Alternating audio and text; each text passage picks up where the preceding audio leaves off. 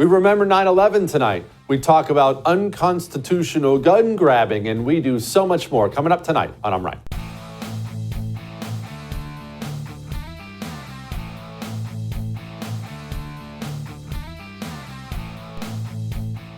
Anniversary of 9/11. You know that undoubtedly by now.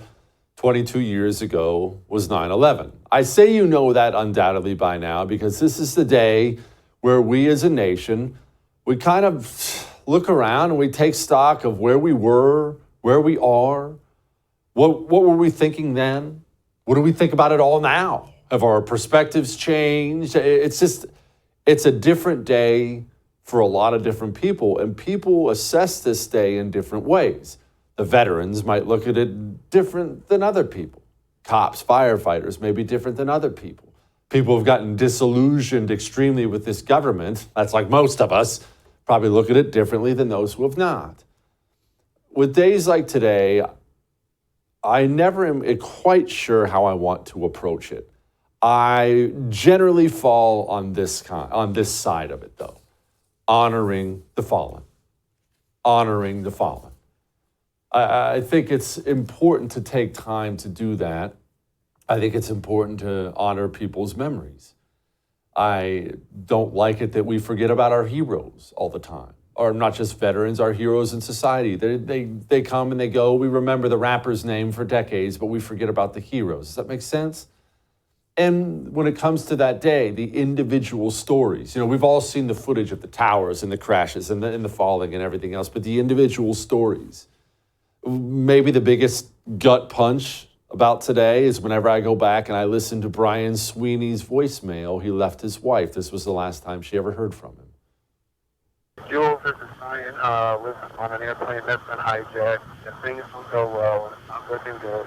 I just want you to know I absolutely love you. I want you to do good. So happy this time.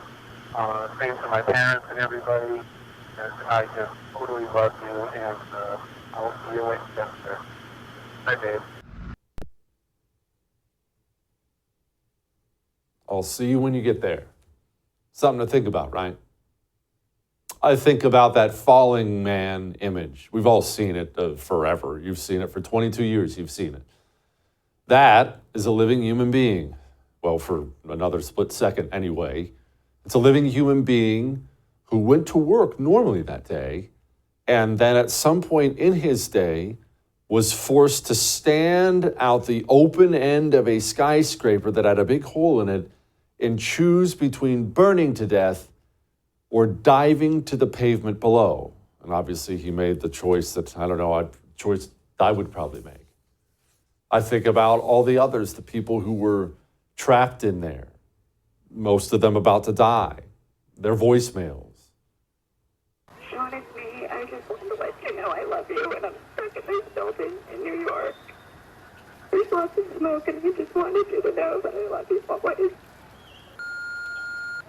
At number 2 World Trade Center, right? Ladies and students in this office, we're not ready to die, but it's getting bad.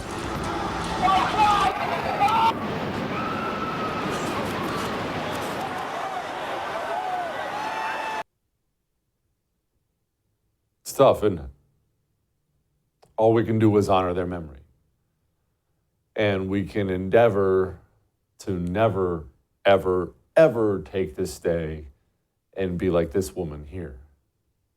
Not only a place on our calendars, but a place in our collective memory.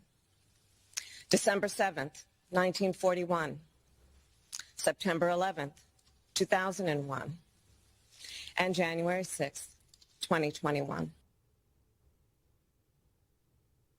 January 6th. Probably a decent time to bring up this little fact that they compare 9/11 to January 6th. Well, pause for a moment and think about all the things they did in response to 9/11. Did they feel that same kind of response is necessary for January 6th? Interesting question, isn't it? Anyway, joining me now to tell his 9/11 story, we all have one, Collie Stimson. He is the former Deputy Assistant Secretary of Defense for Detainee Affairs. under President George W. Bush. Cully, 9/11, everyone who was alive and able to produce memories knows where they were, what the deal was. Where were you? I was the lieutenant commander in the Navy Reserves, but on that day I was working for corporate America, and I was a vice president for Marsh McLennan. I ran their private equity M&A shop out of D.C., and I was taking some clients on a golf course here in the D.C. area. And of course, we had an office on the 93rd through 100th floor in the World Trade Center, and the first plane that hit the first tower hit Marsh and killed 385 of my colleagues. God, mercy. Okay, after the attacks, I can only assume you got a phone call, didn't you? I did. Like a lot of people, I was put on standby by my CO, and I was in the first wave of Navy JAGs recalled back to active duty. And one of the things I really remember, Jesse, is my wife was on a business trip. She was in California, I was here in DC. We knew that the likelihood of getting recalled was very high. And I got called at 7 in the morning by my CO, and she said, you got 72 hours to get your sea bag and go. And I said, aye, aye. And I called my wife, so it was 4 in the morning her time in San Diego. And I said, I got the call. And my wife said, do your duty. That's all she said. And I'm sure that a lot of spouses said the same exact thing, because at that time, as you remember, because you served honorably in the Marine Corps, there was a sense of duty and honor, and you did your job. And a lot of people did. Yeah, a lot of people did. What a woman you got there. I love that story. Cully, maybe I'm wrong. I hope I'm wrong. We don't feel like that country today. And I know countries change and times change. I get all that. But, we all ask ourselves that question, because I remember a time of unity, at least for a brief time after it was over. We all ask ourselves that question, will we unify again? And I don't know if that would happen again. Man, I hope I'm wrong about that. Well, I hope you're wrong too. But most people don't even realize, Jesse, that we're still in a state of armed conflict. We're at war, literally. Legally speaking, we're at war. I remember Secretary Rumsfeld, who I had the privilege of working for as Deputy Assistant Defense Secretary, used to say to his political appointees, and there was only a handful of us, he would come into the building at 6:30 in the morning, he would leave at 6:30 at night and head back across the Potomac to his house in D.C., and he would say, we're the only building at war. He said, all the lights are on at the Pentagon, I crossed the river, and all the lights are off in the other federal government buildings. And this was in 2006. So here we are in 2023, and I bet if you did a man on the street walk around and asked 100 people, are we at war? Most of them would look at you like you're nuts, but we still are. Cully, looking back now, how do we assess the global war on terror? I know a lot of people, especially veterans who served, have a lot of different ways they look at it, and most of the veterans I talk to today, sadly, do not feel wonderful about the whole thing. You served. How do you feel about it? Well, like you, Jesse, I served in the Department of the Navy. I did my 30 years, retired as a captain a year ago or so. And, no one wants war. This war came to our shores just like it did at Pearl Harbor. There is evil in the world. It's a black and white thing. I mean, there is evil. I know some people are naive and don't think there is evil. But when you talk to these terrorists, and I've been in the interrogation booth in the room, I helped bring the 14 high-value guys out of the shadows to Guantanamo Bay in September 2006. They have a saying, Jesse, you guys have watches, we have calendars. They take the long view, just like the Chinese do now. There is evil in the world. And so the sacrifices that happened not only on 9/11, this solemn day, but then afterwards in the Battle of Fallujah, in Afghanistan, across many provinces, in Iraq, where you served with honor with the Marine Corps, that's part of the price of freedom. Doesn't make it any easier. So I hope young women and men today who are physically fit and have courage and patriotism in their DNA step up. And I know they do, because I was at the Naval Academy yesterday. It was alumni weekend, and I saw a lot of young men and women in uniform proudly walking around that base. And so I'm a glasses half full guy, and I'm bullish about the future. I hate politics. Politicians ruin it for the rest of us, but we still are a great country, and it's worth fighting for. Colleague, Semper Fi, brother. Have a good one today. Semper Fi. All right. Joe Biden was not in New York City for 9/11. He was, well, we'll talk about it in just a moment. Before we get to that, let's do this really quickly. Buy one, get one free. You've heard me talk to you about Eden Pure Thunderstorm for a long time. By now, it's over 350,000 of these things have been sold. Look at all the 5-star reviews. They're miraculous. They remove all the odor from the air in your room. And I don't mean cover it up. They remove it. Your air will be cleaned. Viruses, mold, it's gone. The worst smells, either pets, cigarettes, gone. Right now, they're buy one, get one free for a limited time. Go to EdenPureDeals.com and use the code Jesse and take advantage of it. I own 9 of them. Apparently, I missed out on one. I should have waited for buy one, get one free. EdenPureDeals.com, code Jesse. All right? We'll be back.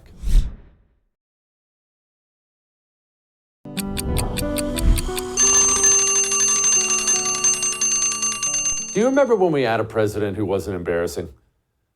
And look, I say this, that actually wasn't me being partisan like I normally am, and I don't pretend to be non-partisan, bipartisan. No. I'm very, very partisan. I'm as anti-communist as it gets.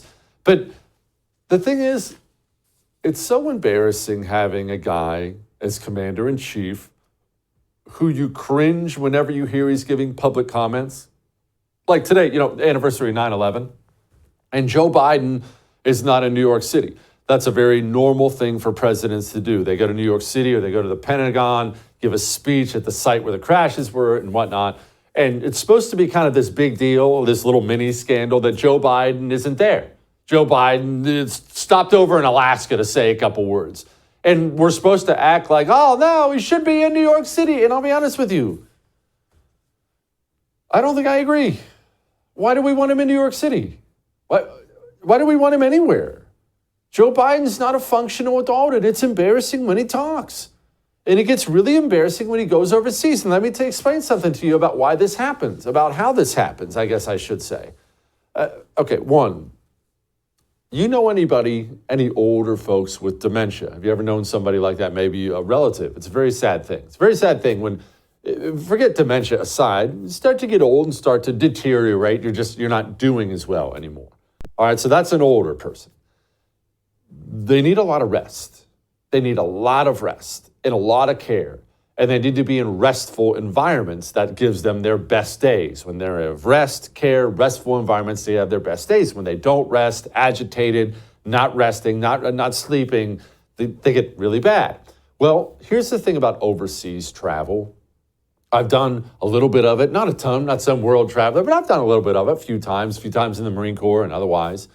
And even when you're young and fit, overseas travel is exhausting. I was tired for a couple days. The time changes, you're all screwed up. I know Joe Biden gets to travel on Air Force One. I know he's got a fancy bed on there, not 5-star hotels. No, I get it. But it's still exhausting. And this is why Joe Biden, as much as he embarrasses himself at home, somehow is even worse when he has to travel overseas. Let's see. I'm just following my orders here.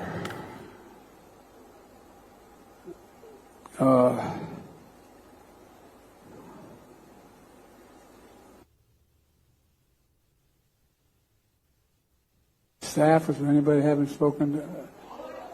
No, I ain't calling on you. I'm calling on... I said I had 5 questions. Anita from VOA. That's the President of the United States of America. I just hang on, I'm following my orders here. How utterly embarrassing. That's the commander-in-chief. And that whole thing I just talked about tired, needing to go to bed, well, it's bad enough he's so old. It's even worse that he, frankly, got pretty honest about it there towards the end. Anyway, I just think that there are other things on leaders' minds, and they respond to what's needed at the time. And look, nobody likes having celebrated international meetings if you don't know what you want at the meeting, if you don't have a game plan. He may have a game plan. He just hasn't shared it with me. But I tell you what, I don't know about you, but I'm going to go to bed.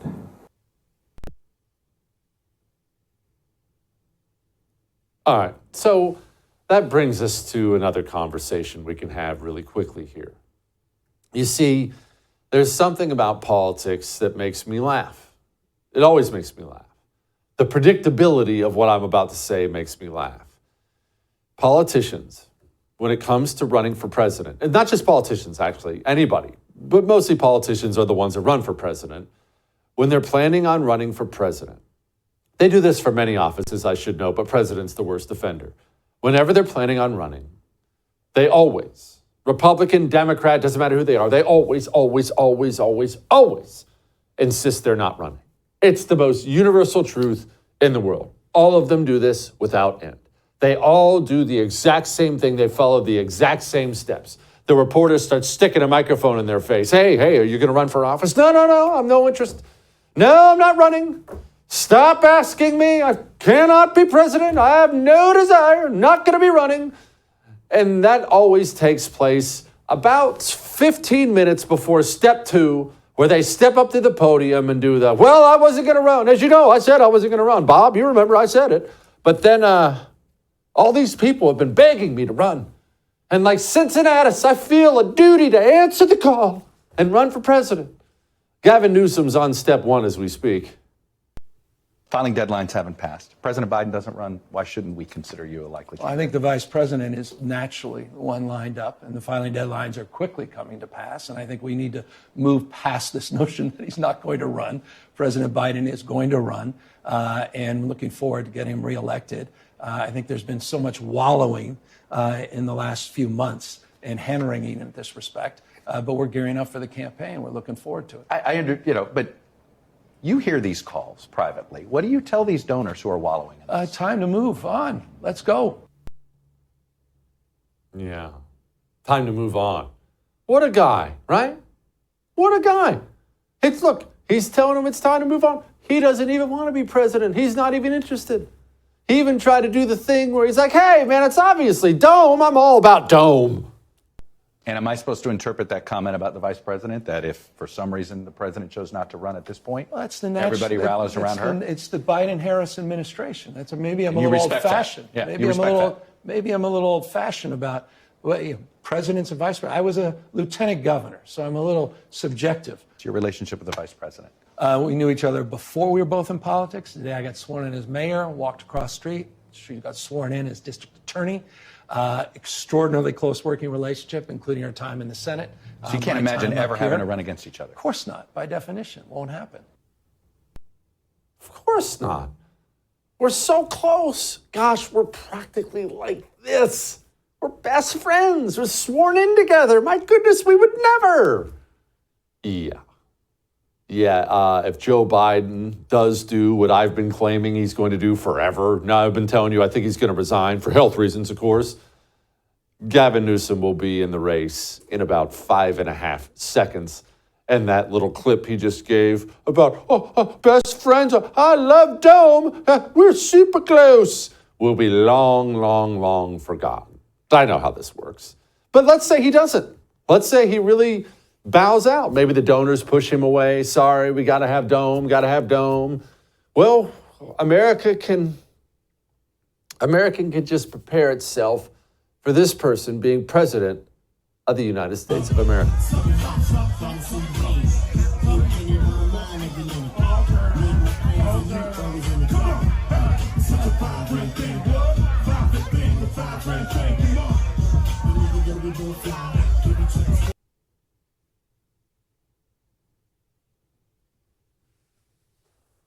Governor of New Mexico just banned people from carrying guns? But what? That doesn't make sense. Can she do that? Let's ask Dana about that. Dana Lash is going to join us next. Before we get to that, let's do this.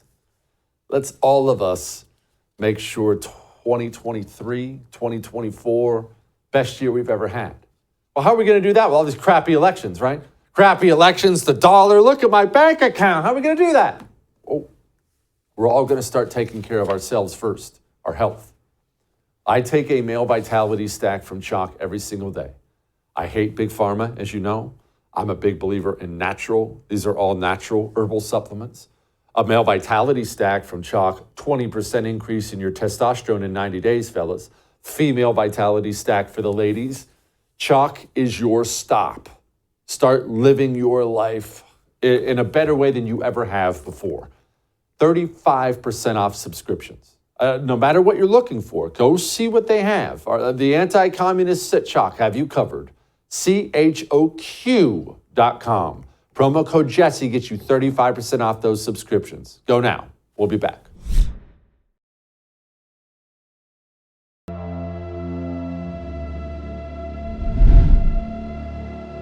I got to remember that, if I'm not mistaken, Mr. Roy was the chief of staff for Ted Cruz when they urged us into that shutdown in 13, and that went so well.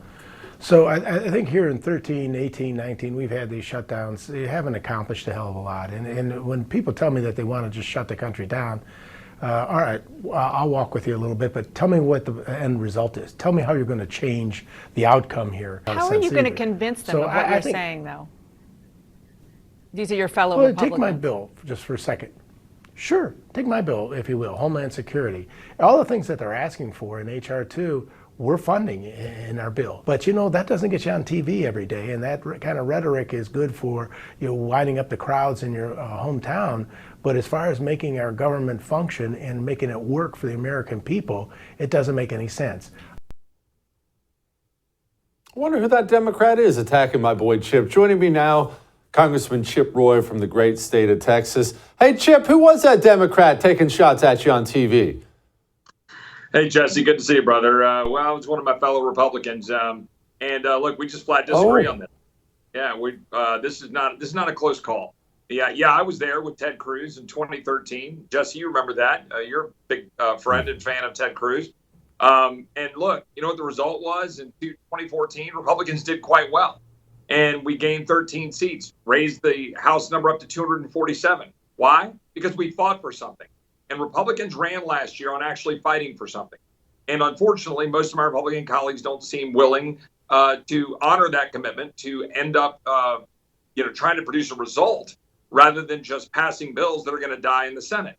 That's the whole point here. With all due respect to my colleague, yes, he and others, in part due to the deal we were worked out in January to have more conservatives on the Appropriations Committee, we now have a Homeland Appropriations bill that does move the needle in the right direction.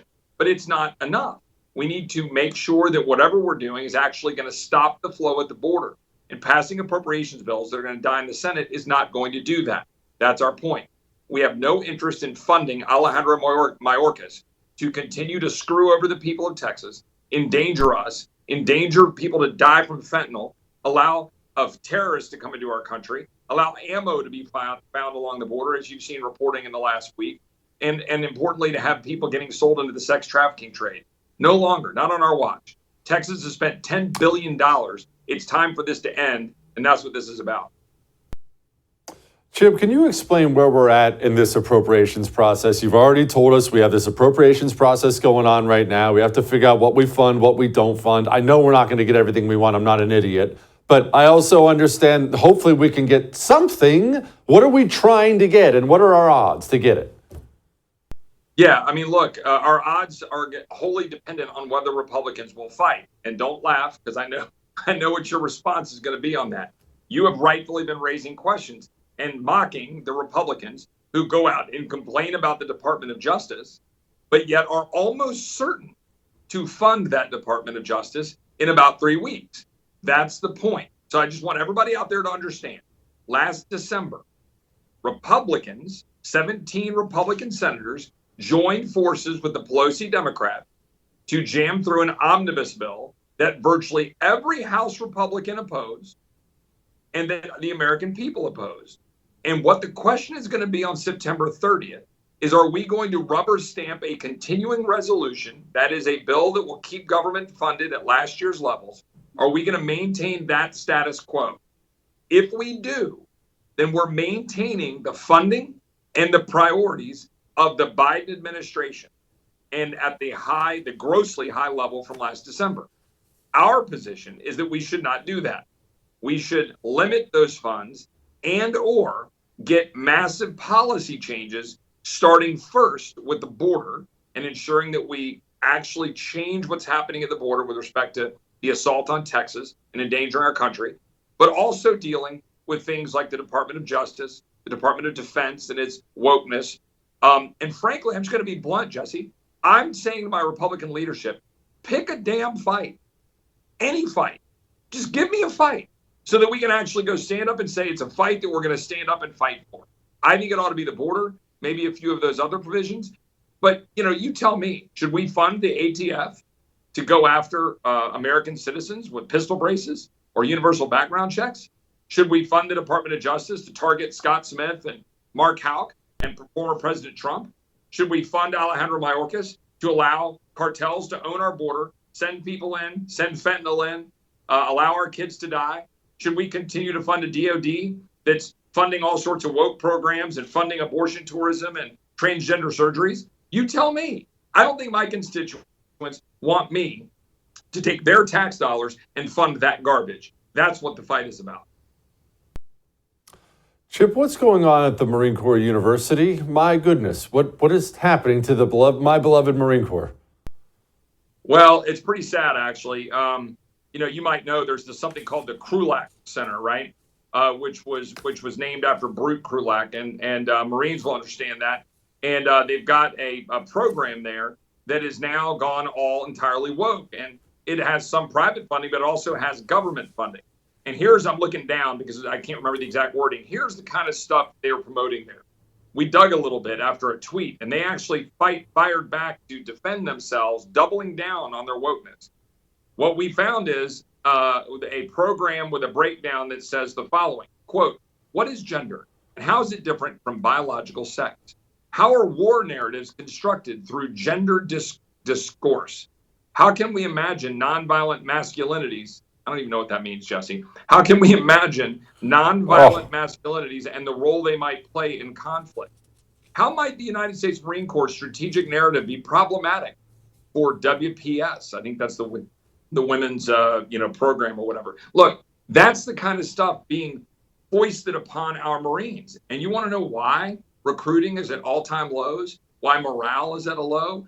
We watched what happened in Afghanistan. We tuck tail and run, leave $85 billion of crap there. And now General Milley and all of these secretaries, Secretary Austin and all the secretaries of the Army, of the Navy, of the Marines and so forth, they are all getting mad at Congress because we dare say, wait a minute, you guys are funding woke garbage and that's harming recruiting and harming the military. So they want to blame us for highlighting what they're doing and then complain about it. That's what's going on in the United States military today. Congressman, how much faith, last question, I'll leave you with this. How much faith do you have that we will get Republican leadership, who matters so much when it comes to these fights, to stand for something this time? Again, I'm not naive. I know the Democrats are going to get most of what they want. Are we going to get some kind of stance from our leadership? I can promise you that there is a large and growing block of us that are going to demand that we fight and win change for the American people, or we're not going to be able to support this leadership or the status quo. Now, look, you've said it. I don't expect to get every single thing I want. I understand the tough vote that we have. Look, let's also remember, we've got one of our Republicans retiring. We have Steve Scalise, God bless him. Let's all pray for him. He's battling cancer, myeloma. Steve's going to be in and out of treatment. I understand how difficult this is. I'm not saying it's my way or the highway. What I'm saying is, damn it, stand up and fight. Pick a fight. Let's go to the American people and let's win it. I've never seen an administration more at war with its own people than what I'm seeing out of this administration, and specifically at war with the people of Texas that I represent. And for all of these hand-wringing Republicans who go, oh my God, we're going to have a shutdown. Oh, that didn't work out very well in 2013. That's garbage. Yes, it did. We won seats afterwards. The American people followed us. They were believing in Senator Cruz. There's a reason Senator Cruz did very well in the 2016 presidential election, came in a strong second. It's because he fought. Name one thing you're proud of your Republican majorities doing in the last 30 years. In my lifetime, I can't remember a damn thing that Republican leadership and Republican majorities have ever given the American people. Nothing. They talk about welfare reform. They talk about tax cuts for, corporations. Come on. Like, when have they stood up and fought for you or me? Okay? And that's what we need to do. Yeah. And that's a sad reality. Chip, thank you, sir. I know you got to run. Appreciate you. All right. God bless, Jesse. All right. Got Lighten the Mood next. Before we lighten the mood, let's do something awesome. Let's make sure our dogs live longer. Wouldn't we all do that? If I could just give you right now, hey, would you like another year, 2 years, 3 years with your dog? Would you take that? Of course you would. Well, then why aren't we all giving our dogs rough greens? There's no nutrition in your dog's food. It's all dead food. Your dog doesn't give nutrition unless you pour rough greens on your dog's food. That's how your dog gets nutrition. It's got vitamins, minerals, omega oils, probiotics. It's all in rough greens. Don't have to change the food. Just pour some rough greens on it. Free bags. Free Jumpstart trial bags. All you pay for is the shipping. Call them. 833-33-MY-DOG. Or you can go to roughgreens.com/Jesse. Remember, dog food is dead food. Finally give your dog some nutrition. We will be back with Lighten the Mood next.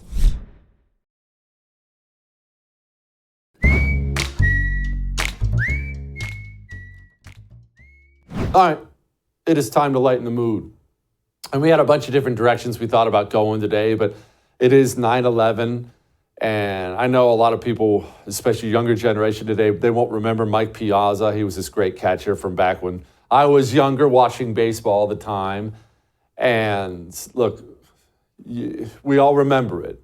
10 days after 9/11, Mike Piazza got up to the plate, and, well, here it was. Lopez wants it away. And it's hit deep to left center. Andrew Jones on the run. This one has a chance. Home run! Mike Piazza, and the Mets lead 3-2.